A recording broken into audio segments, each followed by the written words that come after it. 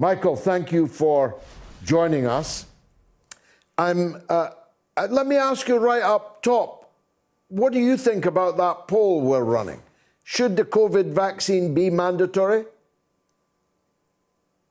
It's a difficult one. I'm in favor of the vaccine. I've just had the booster, and I think that it depends on the extent to which we have an emergency. I tend to look at these things, and that's the point of the People's COVID inquiry. I tend to look at them globally. In other words, we're not here dealing with a national sort of race, as some Tory MPs seem to think. We get ahead of the game and somehow we transcend and transition from pandemic to endemic, which I find quite extraordinary because, of course, we can't do that. Whilst it's the old phrase, whilst it's anywhere, it's everywhere. Therefore, we have to ensure as far as possible that the vaccine is available not to fourth boosters in the United Kingdom, but in fact to first vaccinations in other parts of the world, 2/3 of which haven't had any at all. And I do accept that it does have some beneficial effect in stemming the way in which the virus spreads. But unless you can do much better than we're doing, then you're whistling in the wind. So I'm anxious that it doesn't become a politicized matter, which I heard somebody, I've forgotten, very recently on the radio saying, oh, it's all a matter of thought control and government control. I have absolutely no faith in Boris. That's the whole point of our report. Been a pattern of misconduct in public office. That's what we've described it. So I've no brief for him, obviously, but at the same time, I am concerned about the ordinary person, who is in very straitened circumstances. And I think if necessary, I don't think it's yet, because what should have happened from the beginning is, if you like, guidance on suppression, instead of which we've had leadership which has changed. Oh, it's okay now, we can all go on holiday. No, it's not okay, you can't go on holiday. Now you can open a club, now you can't open a club. It's been total mess, start to finish. They should have had a structure and regime which would have not involved debates about whether we need to make it mandatory. Yeah, well, I'm double vaccinated and waiting for my booster, so I'm not anti-vax in any way, but there must be, from your point of view as a human rights lawyer, serious human rights issues in mandatory vaccination of people who don't want it, surely. No, I don't think that I mean, if you think about it, and I don't know whether this has come up in debate, but I mean, a similar debate was held about safety belts in cars. Now, a lot of people, including myself, I didn't really want one. I thought the freedom of being able to sit in a car and not bother. I was one of those who thought about that. But a human right, in what sense? It's a human right in the sense that well, bodily autonomy for a start, that the state cannot put something into your body that you don't want. Well, they can do other things that you don't want. And safety belts as an example. You may not want it. It is controlling your bodily functions. In other words, you have to strap yourself in. So I think that once you start thinking about what we allow the state to do, there are some things, obviously, we shouldn't allow the state to do. But if the object of the exercise, and I'm not disputing this, and I don't think you are either, is indicating that scientifically there is a benefit to be had from vaccination, then I think there comes a point at which if people are refusing to do so, they're ignoring my human rights.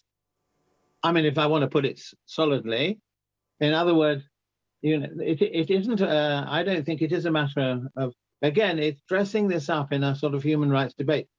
It's not a human rights debate.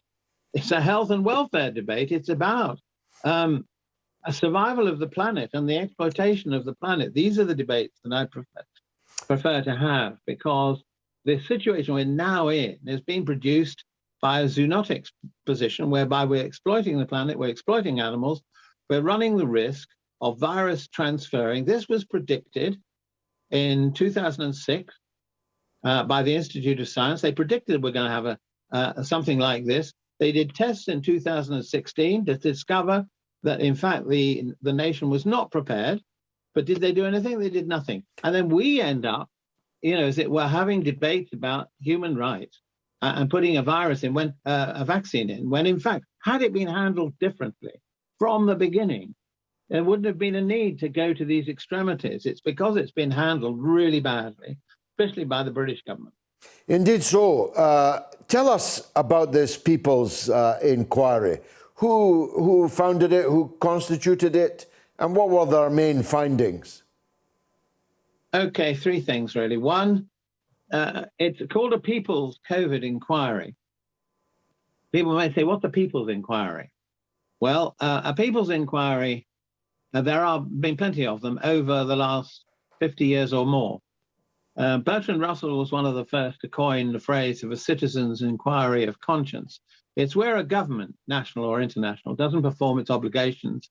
And the people say, well, we want accountability, we want the truth, and if you're not going to do it, we'll set one up. And of course, the people who do that are different depending on what the issue is and depending on the circumstances. And I've been involved in 8 or 9 before this, some in the UK, some in the Middle East, and one in South Africa. So I'm very, very familiar with how it can be done.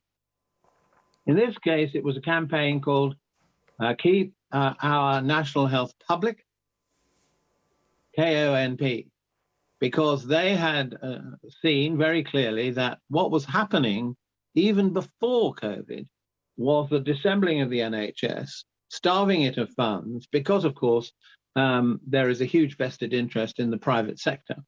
So that was what was happening, and not only in hospitals and care homes, but in the social services structure generally, and economically generally, a weakened population. So they wanted to have an inquiry now, not sometime in the future, because in fact, Boris originally said he wasn't going to have one.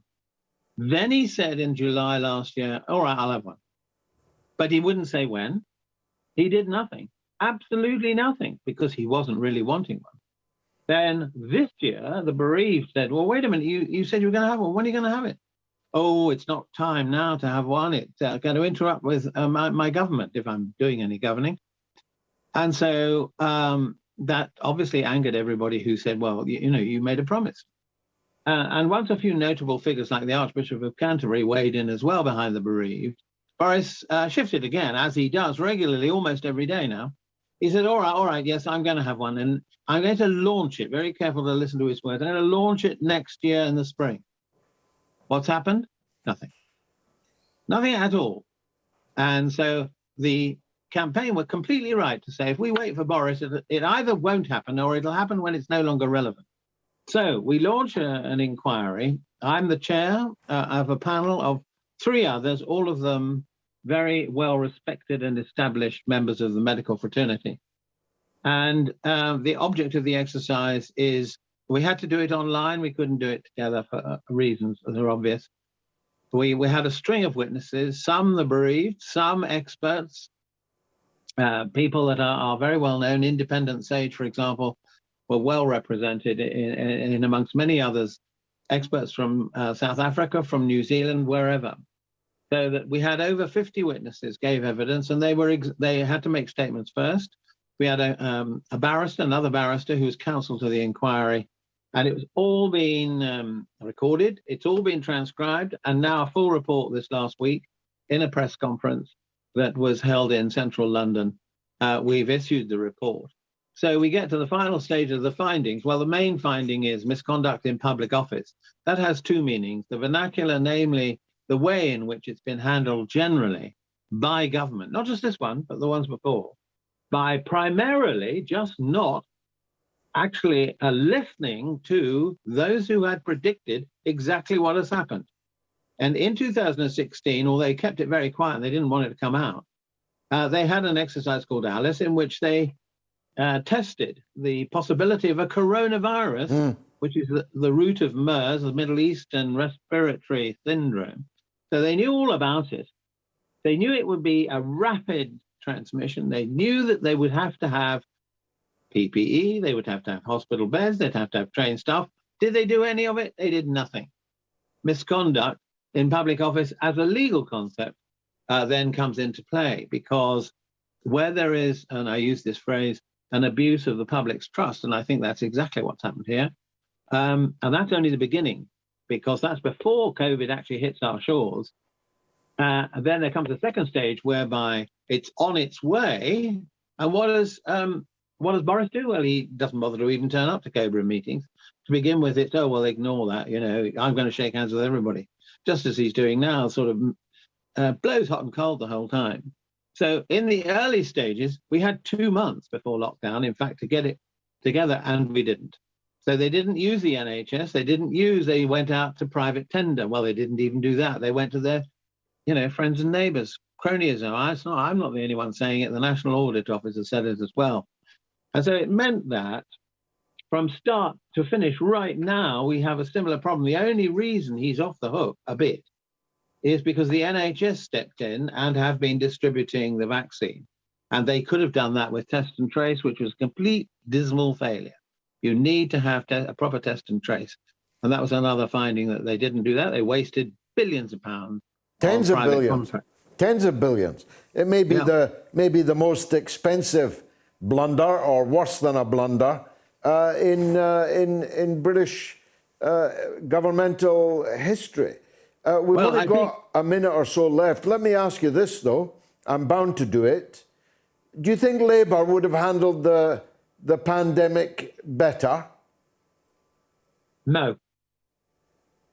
I don't think so, because Keir Starmer's, as it were, reacting to Boris doing this or doing that, and he's saying, why wasn't this done earlier? I've no idea whether they would or not. Or I've watched the shadow health minister, and it seems to me that he's not ahead of the game, and he wouldn't have been, he'd have been maybe marginally better, but not a lot. He's actually just been demoted. In any case, he's no longer the health spokesman in the great reshuffle.